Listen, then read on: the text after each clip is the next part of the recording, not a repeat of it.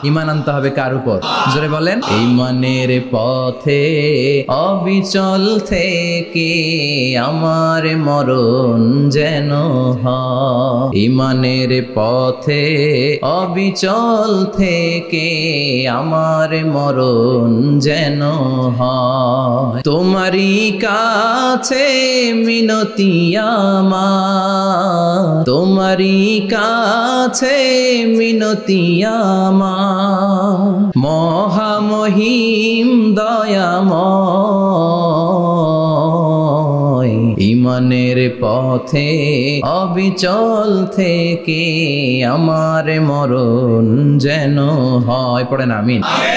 তো যেই ইসলামী সঙ্গীতগুলোর নাশিদগুলোর কথামালা সুন্দর, এগুলো আপনারা গাবেন, এগুলো হৃদয়কে টাচ করে। যেগুলো হৃদয় থেকে লেখা হয় এগুলো হৃদয়কে টাচ করে। যেগুলো হৃদয় দিয়ে বলা হয় এগুলো মানুষের অন্তরে যে টাচ করে, ঠিক কি না?